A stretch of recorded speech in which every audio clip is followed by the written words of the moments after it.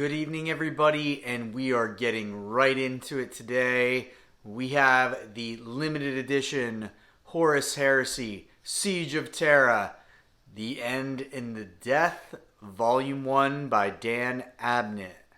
We are going to unbox and preview this book. This will be fairly non-spoiler. We're just going to take a look at the book, some of the internal artwork at the beginning and the end, as well as the Dramatis Personae. Now, what we will do is go through that character list in pretty good detail. So if you haven't read the rest of the Siege thus far and you want to avoid any spoilers, maybe don't watch this video. For the rest of you that have finished Echoes of Eternity and are pretty much up to date, or if you just don't care about that, you'll get my initial impressions of the book. I'm really excited for this one. Dan Abnett always brings it, so let's get to it. Okay, here we are to open The End and the Death up. So standard black library box, number 1546.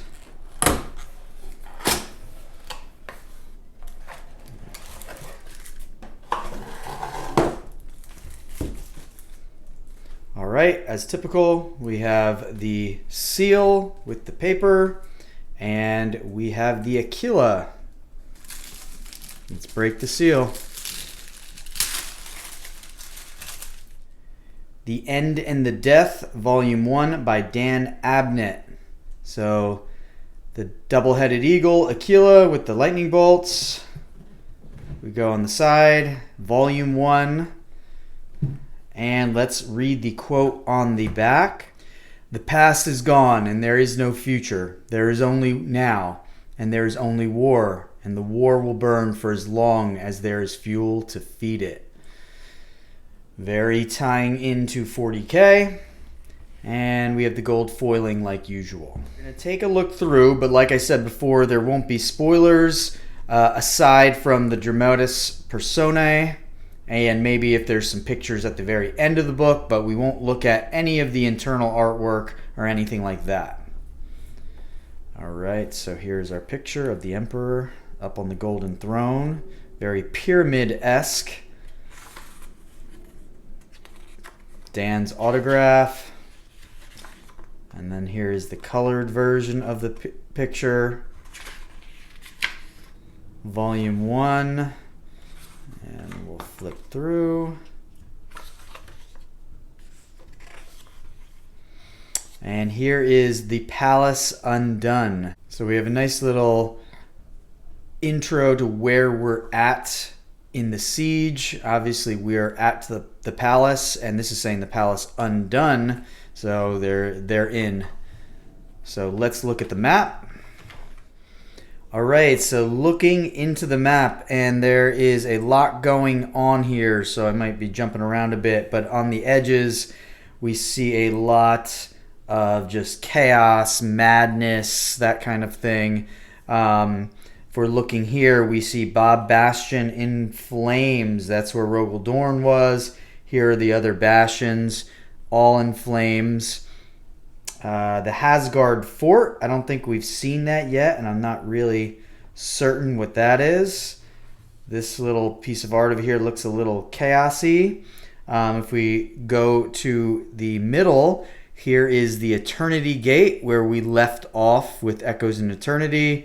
Basically, the traitors had arrived at the gate, and Sanguinius was making his last stand.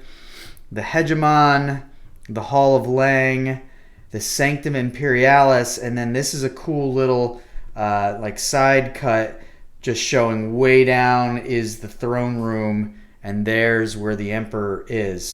And that looks to be like most of the detail with the map. So we're in it. Everything else is destroyed. Alright, now what we're going to do is we will go through the Dramatis Personae, and we'll go through this in detail. This is one of my favorite parts of every Horus Heresy book, especially the Siege of Terra novels.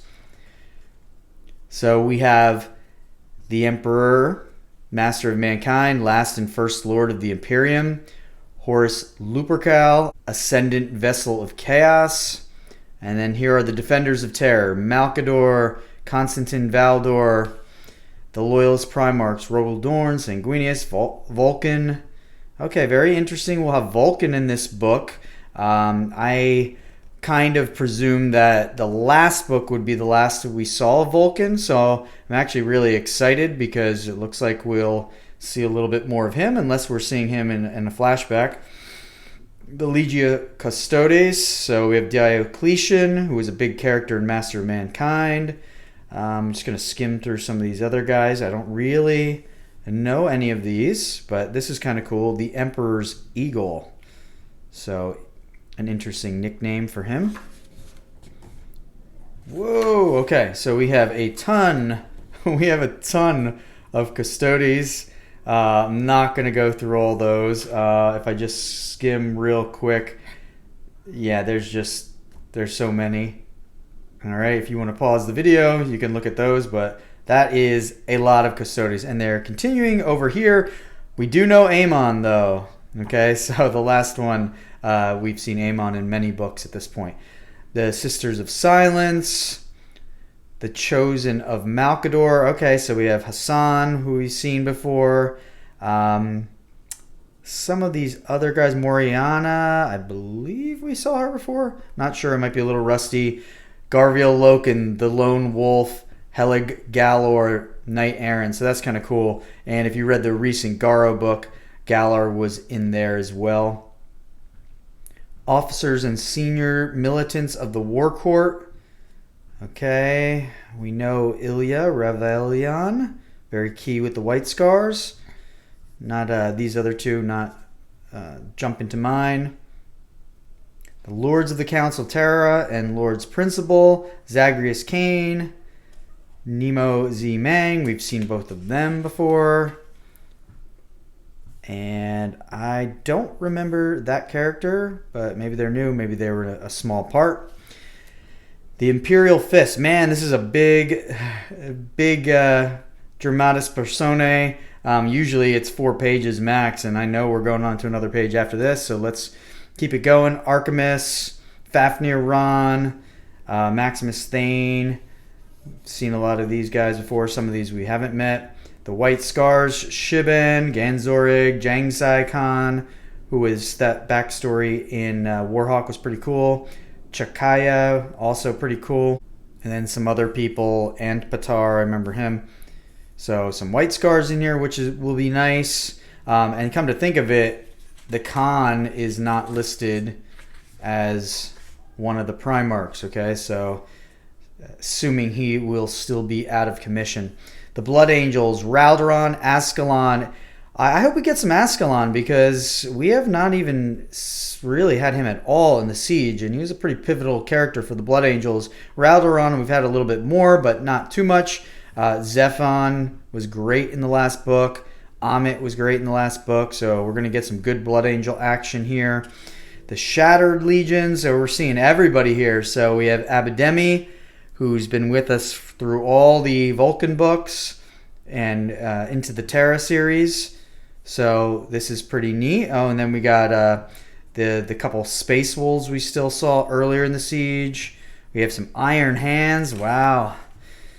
And then we got our contingent of Dark Angels, which we had a little bit of, and I believe was Mortis. So Corswain, but going all the way down to the bottom, Zahariel. Very neat. Very interested to see what happens to the Dark Angels. We have one of the Knights, Sakastia. We've seen that person before. The Imperial Army. All right, looking at the Prefectus. The Interrogators. Okay, so now they're literally called Interrogators. Chiral Cinderman. Lita Tang. And then Citizens. We got Keeler and Katsuhiro. Very nice. Dude, there's so many little groups in here. I hope we get to give them all ample time. And we're only just getting to the Trader Host. So in the Trader Host, okay, Abaddon. We haven't really seen him much since Saturnine. He was in Warhawk, but kind of just alluded to that he was back in the field. Argonis, I really liked him as a character. More Sons of Horus. Just skim through them. And then we have the Death Guard. We have Typhus. Be interested to see what Typhus does now that Mortarion has been banished. So that's a little bit of a spoiler for a couple books ago, so I'm sorry about that. Wordbearers Saul Talgron and Narek. Very interesting. Very excited about those two. Some more threads to tie up there. Night Lords. Don't even know who that is. Dark Mechanicum. Basilio Foe. Andromeda 17. It'll be very interesting to see where they go. And then the Long Companions. We have Pearson, Grammaticus, and the rest of the squad, including Alfarius and Litu. So huge Dramatis Personae. Can't wait to read about all of these characters. And then looking ahead, let's see the pictures we have of the busts. So we have Fafnir Ron, very cool. We have Acte, very interested to see what happens with her. Basilio Foe, oh, that's actually what I imagined him to look like. A conniver and schemer. And then Malkador the Sigillite, awesome. Interesting colors on both of these guys. And then we have some quotes. And then we will be getting into the book. Oh, a ton of quotes. Okay, we'll just skim past those for no spoilers. And then part 1. And then going all the way back to the back, let's look at the art. And here we are, Conrad Kurz, which we hadn't had his art yet. And awesome picture of the lion. And then acknowledgements. Okay, and the page count comes in at 600, and we're just going to call it 650. I didn't want to stay on that page too long. 650 pages, so nearly 100 pages longer than the next longest book in the series, which would be Mortis and Saturnine, which are both about like 559 pages.